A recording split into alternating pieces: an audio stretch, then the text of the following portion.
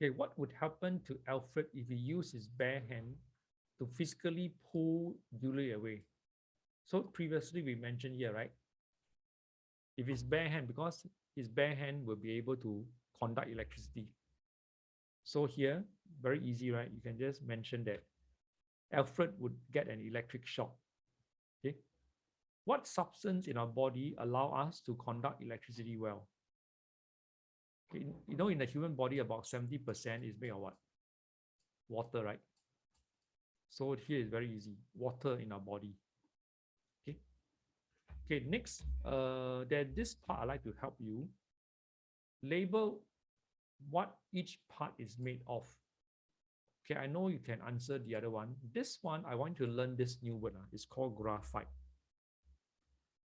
H-I-T-E. Graphite is actually a type of carbon they used to make pencil lead. Okay, don't use the word lead because lead is actually another element in the periodic table. And this part is made of wood. Okay, try to complete this shortly. Okay, this part you only write in the alphabet will do. So for example, graphite, right? It's under this part. So you just put in the alphabet will do. Okay, it's an insulator. So wood is also an insulator. Okay. Insulator. Hey, sorry, graphite is not insulator. Sorry, graphite I put wrongly. Graphite is the other side. Graphite is a conductor, which I'll show you why later. So this part, graphite should be here. So you complete the rest. And then I will come back shortly to show you another video on this graphite.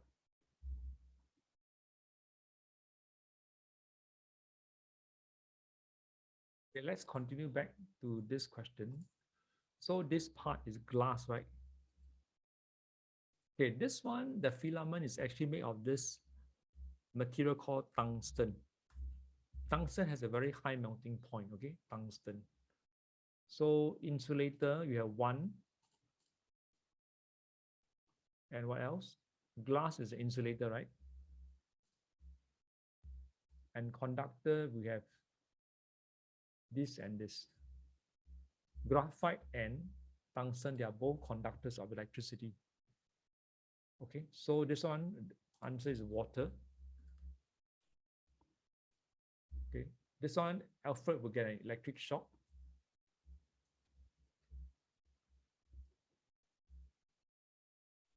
Electric shock too. Okay, now I like to screen share to show you that actually graphite is an electrical conductor. It means it can conduct electricity.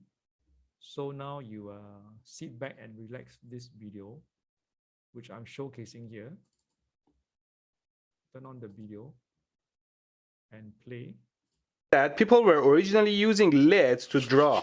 So when they discovered graphite, they thought it does the same thing, so it must also be an Indian. One important note, the element of lead is highly poisonous and I hate it. It turns you into an idiot before it kills you. But I like graphite. Now let's pass some current through the pencil lead. That way you notice the voltage is actually quite high. It's 18.6 volts.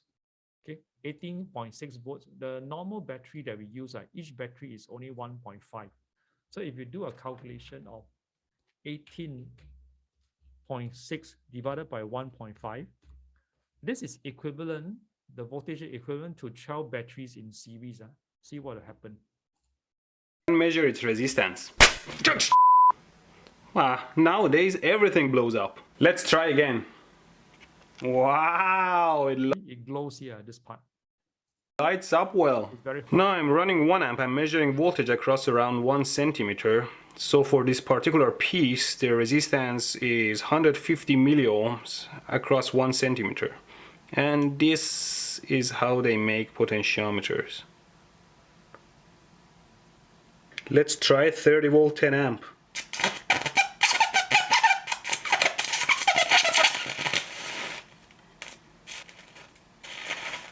Just melted my alligator clip. Now let's kick it up a notch. Okay, look, notice here, this is 31.1 volts divided by 1.5. This will be equivalent to 21.5 volts battery in series. This one 31 point this volts. So can you see connected to this part, this end of the pencil, which is made of graphite, to the other end? I'm gonna run 10 amps through a regular pencil's graphite. Wow, this is getting, oh my god! Whoa! Oh! Let us fire. Well, see, the graphite gets super hot and burns the wood around it, but it doesn't burn. That's why it's good for high temperature applications. Let's run 10 amps through this graphite and see how much it glows. Look at this! Let me see if I can measure its temperature using my thermal camera. Thermal camera. Wow! So the ambient is 24, but this part is 330 degrees. Can you see? This is surrounding temperature. This is the part that is heated up. Look at that! Right away it goes above the 330 degrees maximum. By the way, I have 4 of these thermal cameras to give away at the end of my video. So these get very hot. Always wear safety gloves to protect your fingers and don't try this at home. Let me see if I can make some arcs. Always wear safety goggles when dealing with very bright arcs. Let's try it again. Nice, look at that.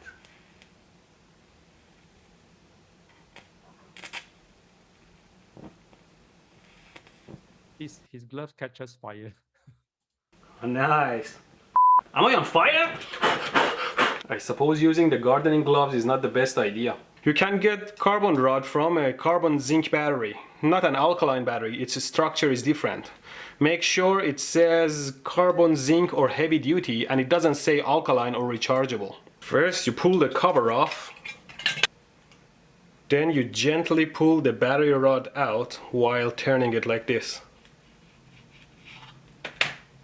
Now I have AA battery rods, D-size battery rods and some longer rods from my old 6-volt battery pack. And I have my super capacitor bank. I doubled the number of capacitors so I can charge them to 30 volts that can deliver more than 200 amps. Let's make some arcs now.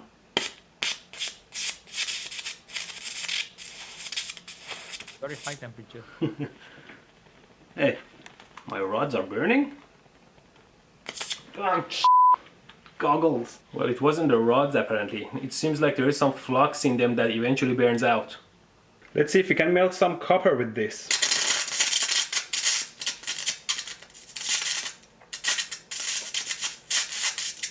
Look at that, people. Molten... Oh, this glove is not good for this purpose. Good news to my supporters at patreon.com. I have 4 of these Seek thermal cameras. There's a short video sharing of how graphite, right, can conduct electricity. So back to this question here. So you understand, right? Graphite can conduct electricity. So that's why it's a conductor of electricity. So number 2 is graphite. And look at next question here. So I think you have finished this part, right? So write down 2 electrical hazards, means danger in the house that can be found. The frayed wire means the insulation part has been damaged. So if you accidentally touch this part because it has been damaged, right, you will get an electric shock. Okay, understand this part? So you write down the answer For us to give away. Okay, this part. So the 2 electrical hazards are the frayed wire, and can you see this part? There are too many electrical plugs using one socket. Okay, too many electrical plugs in one wall socket. So for this answer, this part, okay, the wire of the electrical iron is exposed.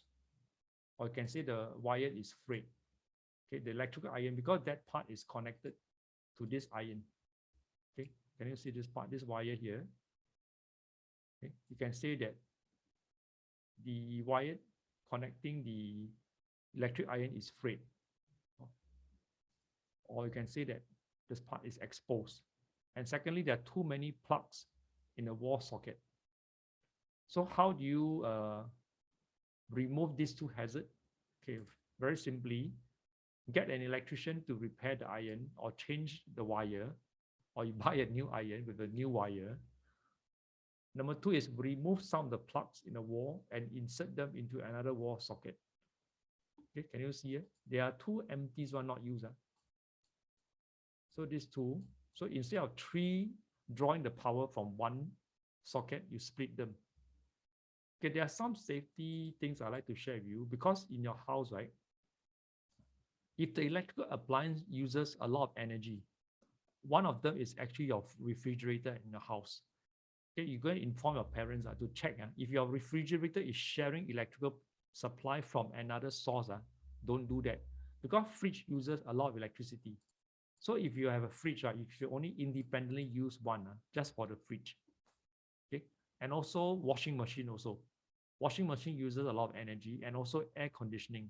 Okay, so air conditioning, refrigerator, washing machine, they themselves should have an independent. Okay, don't share with other, especially if you turn on together. Okay, clear? So we have finished this part, and finally is to match the line. Okay, this one is quite easy. Core, you know, right? Core, what is a circuit breaker? So you join. Circuit breaker is for this. Hydroelectric power station is for here. Okay, let's use other color. Circuit tester for here.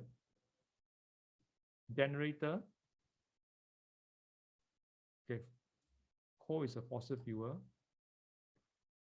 So generator, okay, this convert kinetic energy into electrical energy. So you should get this. Okay, this one I've shown it before, how the hydroelectric power station works. So you get your answer for this part, okay? Just check your answer here. And I will continue with the final part of the worksheet. So I hope they have understood this, and the U2 is quite interesting, right? About the person using the graphite to do some crazy experiment. So back to the next worksheet.